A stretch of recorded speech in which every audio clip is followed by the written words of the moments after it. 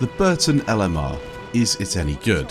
Why is it that DICE believe all new additional weapons in the game need to be super fast firing beasts? If you haven't already tried it, the Burton LMR is really good, and you can also unlock it fairly easily if you know how.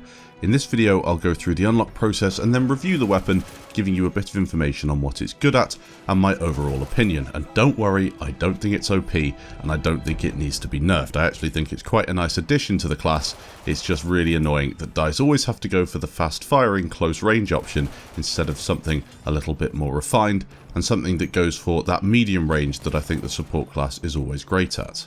So to start out, the weapon is available for everyone and no DLC is needed. This essentially means you are going to see pretty much everyone running it in the support class, and they're also going to be running the support class in order to unlock it. So you'll see a lot more support players on the battlefield, you'll see a lot more ammo being thrown about, and probably a lot more support players on the objective trying to get kills, because you do require 50 capture point defense kills in order to unlock that Burton LMR Trench. Now to move on from the trench and unlock the optical, you require 50 kills with the Burton LMR Trench, not difficult at all, and then as I mentioned before, you're going to have to resupply 100 different allies. A bit of background information for the weapon itself. It was originally designed as an observer's weapon for aircraft and fires a low power cartridge with a bullet large enough to contain an incendiary element. The dual magazines allow the gunner to quickly swap ammo type, and in game you can switch to the incendiary rounds in order to take out or at least annoy an enemy plane. We'll get onto that in a little bit. So let's move on to the pros and the cons of the weapon. We'll start with the pros because I do think that's a nice way to start with this new weapon that I think everyone should try to unlock and at least try out for themselves. A major selling point for this weapon are those incendiary rounds. It of course depends on what mode you're playing. If you're a shock operations player or you like playing maybe conquest or operations in general, I think that this weapon could be really awesome because of the incendiary rounds. You can switch to them very easily and pretty much take out a plane single-handedly. It's not a whole load of damage that it will do, but what the incendiary rounds do have an effect on is the certain sections of the plane. So you can disable a wing, you can maybe disable the plane in general, and you can just cause havoc to anything flying in the air, which is great on a game of shock operations because the planes can just farm and it's really not that difficult. But this gun will allow you to take out those planes, which is great. Now what about the stats at close range? With a maximum damage of 23 up to 25 meters, the Burton has a 5 bullet to kill minimum, and that moves off to 6 bullets past 25 meters, so you're not really going to be taking people down at long range. You've also got to consider you've only got 20 rounds in a magazine, so if you're taking 6 bullets to kill, even if you get a 50% accuracy, you're still going to be using more than half the magazine, so I wouldn't really expect to be taking people down at that mid to long range with this weapon at all. In addition to that, suppressing enemies, something that a lot of people enjoy doing in the support class, is not really something you could do with the Burton. It's designed for closer range, and that's what you're going to be really doing with this weapon. That's where you're going to be at your most effective. So anyone who uses the BAR Trench, maybe the Burton Trench is a weapon that you'd switch over to. And you've also got to understand that reloading will occur a lot with a 20 round magazine and an 800 RPM weapon, and you need to be using your secondaries and gadgets a lot more than you might be doing with a larger magazine weapon such as the Parabellum.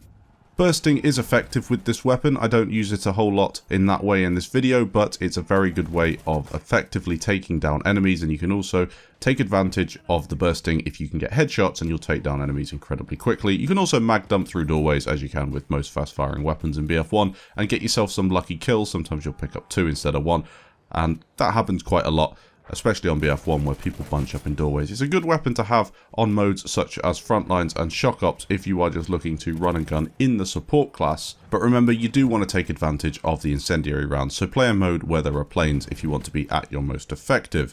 In terms of time to kill, it's got a fantastic time to kill up close. I think it's the second best in class in terms of time to kill up close, and that's within, 5-10 meters. Very, very useful at hip firing at that range, and as you can tell from some of this gameplay, it's pretty good at hip firing at medium range too. It also has a bayonet. I don't like the bayonet, but you can fix it and you can stab people with it if you want to. Remember, I think the bayonet adds to your ADS speed, so if you're not going to use the bayonet, take it off and benefit from slightly faster ADS speed. I'm not sure on that, I haven't tested it, but I think that's what happened earlier in the game's life, and it probably still has that effect right now. So comparing the optical to the trench variant quickly before we move on to the cons of both the weapons. The optical has less horizontal recoil, a lot less spread when aiming down sight, and less spread increase per shot. This makes it a very useful optical variant. However, if you are going for those close range hip firing moments, the trench is probably the best overall, as to be expected. The trench will also be the first one you unlock, so that's the one you'll probably stick with if you're having a lot of fun with it. But the optical, it's got that nice sight on, and also you will be hitting a lot more shots at that medium range if that's what you want to be doing. What I was thinking though is why not just go for a weapon that's better at medium range in general, such as the Huot. In my opinion, I think it's a very good gun for medium range if you're looking for a weapon in the support class. Nonetheless, a weapon worth unlocking and checking out. Now for the cons of the Burton. I'm going to quickly compare it to the BAR Trench, a weapon that I really enjoy using, and just look at some of the things that the BAR does better, and that may be a reason to stick with the BAR over the Burton. Well, the BAR Trench will do more damage per bullet, 26 compared to 23, so you've got that 4 bullet kill, and it's also got a far larger muzzle velocity with 50% speed over the Burton. This means that at medium range, you're far more effective with the BAR Trench if you want to take an enemy down, while with the Burton Trench, you're not going to be effective at all. I've heard some people complaining about the sights on the Trench. I don't really mind them. I think they're quite nice, and as I hip fire a lot with this weapon, they don't really get in my way. However, with some weapons, the sights are an issue, and I feel that does prevent me from using a few weapons in the game. However, the Burton LMR, it's not a massive issue for me, but it has been for other people who I've spoken to. A high first shot recoil multiplier also gives the weapon a bit of an issue with that first shot you're firing, and then your weapon, especially with that high rate of fire, will bounce away from you, and it's quite difficult to keep on target. But at really close range, you're not going to notice that all that much. I think the biggest problem with this weapon, and this is what really prevents me from having a lot of fun with it, is the fact that it doesn't have that many rounds in a mag. And when you have other weapons like the SMG08 that have 81, I think it is, rounds in a magazine, and the Parabellum, which albeit isn't as good as this at close range, but it has 100 rounds and is a little better at medium range too. That being said, that is a trade-off because you do get the incendiary rounds, the option for a bayonet, an incredibly decent hipfire, and at close range you'll probably beat pretty much anything in the support class, I think. What do you think? Let me know in the comments down below. Thanks for watching, and I'll catch you in the next video.